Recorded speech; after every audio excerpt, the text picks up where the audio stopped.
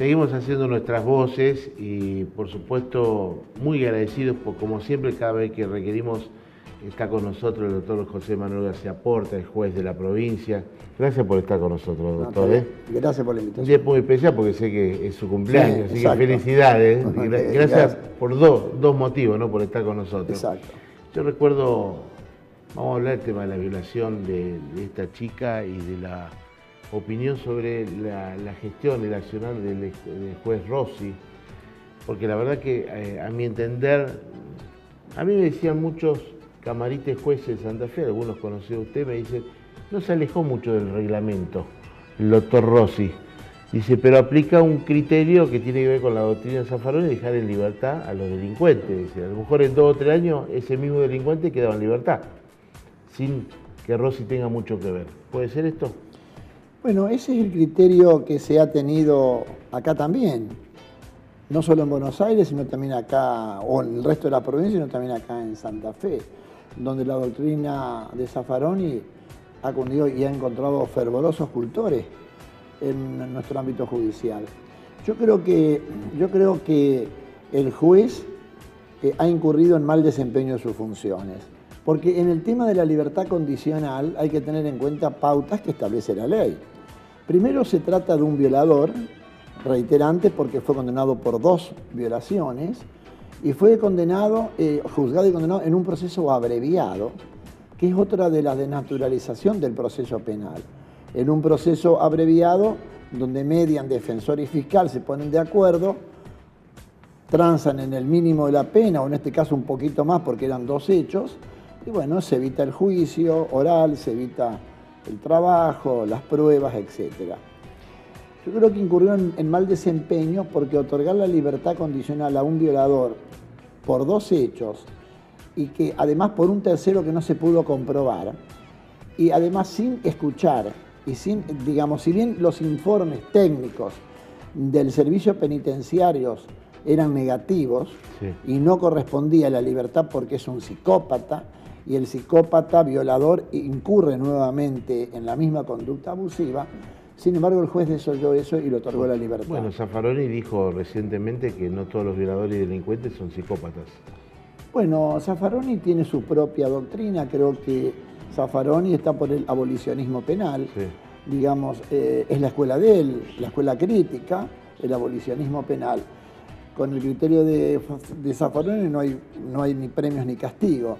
Yo creo que es un error garrafal y bueno, sin embargo, muchos jueces han seguido la doctrina de él. Porque la doctrina de Zaffaroni es de que la responsabilidad es un problema social, que en definitiva es de todo y al final no es de nadie. Yo creo que no se puede partir de ese principio. Yo creo que el único progresismo es ser esclavo de la ley.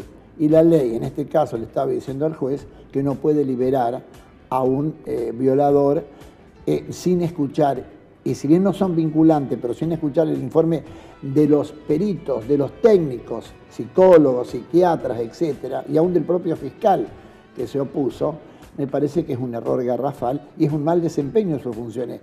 Porque mal desempeño. Mal desempeño. Yo creo que el juez es abogado, no es psicólogo, no es psiquiatra, claro, no es médico, de manera que no se puede apartar jamás, y sobre todo en este caso. Hay muchos jueces que sostienen que hay que dejar, más allá de lo que es esta doctrina de Zaffaroni, que hay que dejar en libertad a los delincuentes porque en las cárceles no hay lugar para nadie ya. No, es lógico que primero que partimos de una realidad que es la Argentina, en la cual el sistema carcelario es malo.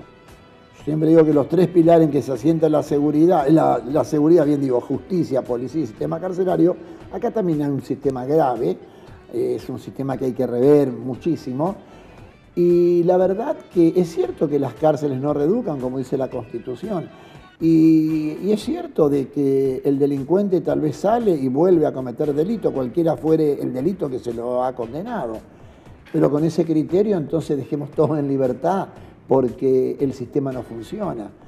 Yo creo que hay delitos donde las personas que cometieron y fueron condenadas deben cumplir condena, si no, no hay castigo. ¿Cuál es el castigo? Por supuesto. Bueno, si no, no hay castigo.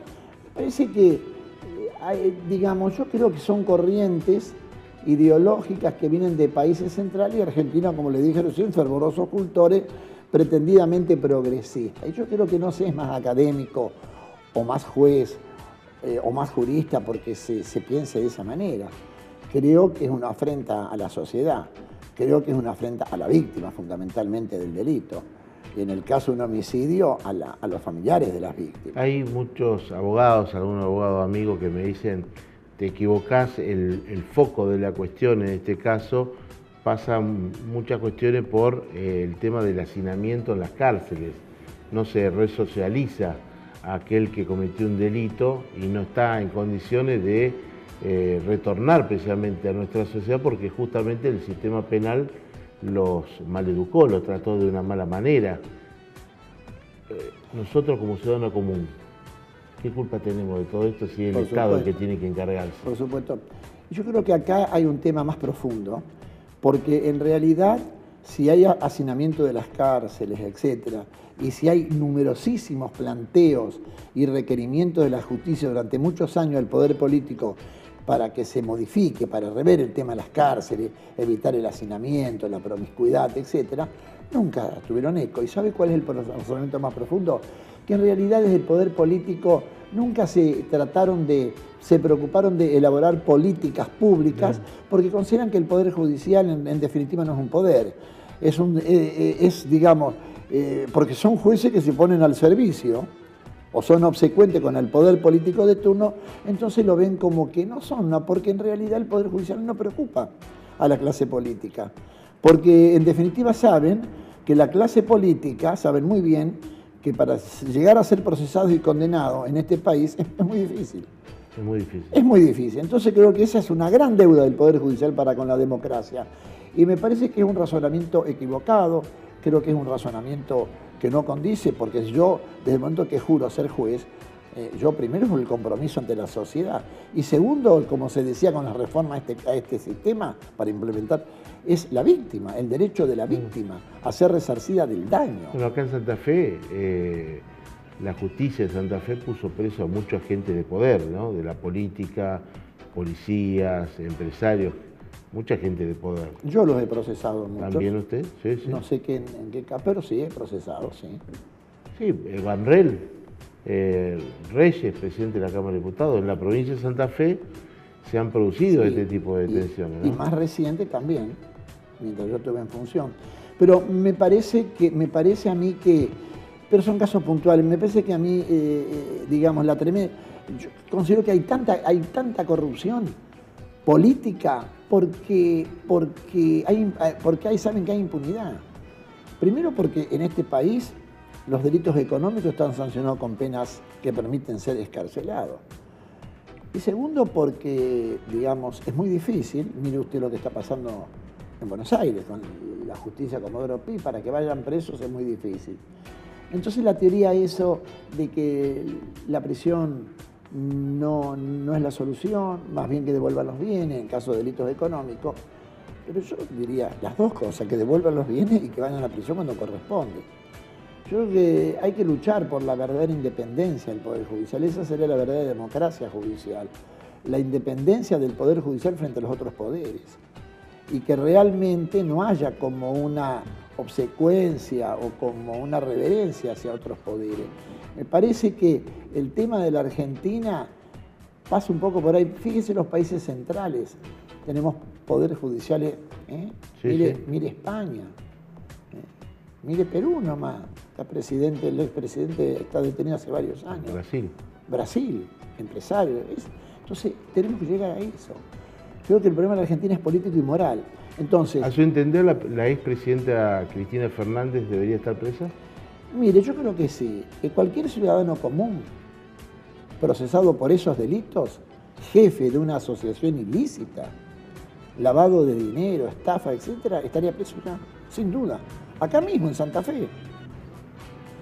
Esta asociación ilícita, esta agencia de turismo, Maros, están presos por una asociación ilícita.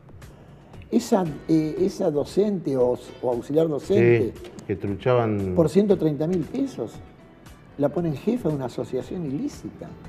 Entonces yo no comparto con una política selectiva. dentro del Poder Porque Judicial. no conviene políticamente, no la ponemos presa. Claro, o porque hay temores, ¿no? Creo que el Poder Judicial, los jueces deben despojarse del temor hacia el poder. Creo que hay que ser independiente y aplicar la ley. A veces te podés equivocar como se equivoca todo el mundo, pero hay que hacerlo. ¿Cómo ve la policía de Santa Fe? Usted fue docente del liceo. Yo fui docente muchos años. Muchos años. Yo creo que si hoy hay corrupción en las filas policiales es porque, primero, que no hay, digamos, están solos. Creo que no hay un control de la justicia hacia la policía, tampoco del poder político. Creo que debe haber un mayor... la policía debe ser controlada. Si la policía es auxiliar de la justicia y por ley tienen facultades amplísimas para investigar, denle esa permítansela dar esas facultades. Y creo que la policía debe ser controlada, debe ser manejada, debe ser, más que manejada, direccionada. Las pautas se las tiene que dar el juez o el fiscal que esté investigando. Inclusive dentro del poder político tiene que haber mayor acercamiento. Creo que hay una política a veces de maltrato hacia la policía. Creo que la policía, usted vio que la policía no tiene voz ni voto, no puede hablar. Si hay falencia en una determinada comisaría, no puede hablar porque sufre un castigo. Y todo eso hace mal, digamos, no hace la institucionalidad del país. Yo brego y soy optimista, espero que pueda haber un cambio, además del que le dije, de tipo cultural. Pero yo vuelvo a la primera pregunta. Yo creo que ese juez no puede seguir desempeñando la función. Le costó la vida a una chica de 21 años con ideales. Un violador, ya 2 hechos, 2 abusos sexuales. Es gravísimo. Y liberar a una persona con informes negativos y le dice no lo haga, y lo hizo, me parece que es un mal desempeño de sus funciones. Les guste o no les guste a mucha gente dentro del Poder Judicial. No se puede trabajar con tanta liviandad. Sí, en estos momentos pidió licencia Rossi y hay senadores y diputados dentro del gobierno que sostienen que merece ser alejado de la justicia, ¿no? Una opinión cercana a usted. Pero hay muchos jueces en el país que trabajan y actúan como Rossi. Muchos, por eso lamentablemente que le iba a decir vida. Yo eso, exacto, sí, lo reconozco. Es el problema de la Argentina, muchísimos jueces que piensan igual. Como diciendo, es un excluido, la responsabilidad es social, es de todos y en definitiva no es de nadie. Entonces, ¿qué le decimos a las víctimas de los delitos? Doctor, ¿lo político está lejos de su panorama actual, de su vida? ¿Está alejado? ¿Lo ha dejado a un costado o no? Por ahora a un costado, pero a mí la política, desde que me alejé del Poder Judicial, me interesa. Usted piense que la justicia es política criminal, política penal, por supuesto. Estrategias defensivas o investigativas. Así que a mí la política siempre me interesó porque es el arte de trabajar por el bien común. Lo que es difícil a veces es lograr el espacio político,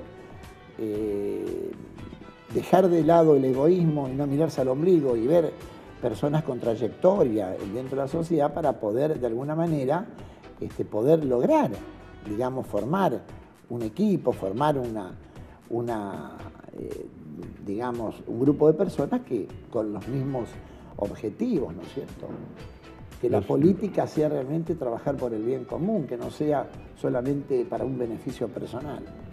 Doctor, como siempre, muchas gracias y que pase el resto del día bien con su familia, que lo están esperando. Bueno, muchas gracias. Gracias, muy amable. Como siempre, muy gentil. El doctor García Porta, el juez, recuerdo aquello, al momento que por ahí decía a las 7 salimos, hacía algunos allanamientos en distintos barrios y uno tenía el placer de acompañarlo, con otros periodistas también, y entraban a los barrios y él comandando la fuerza policial.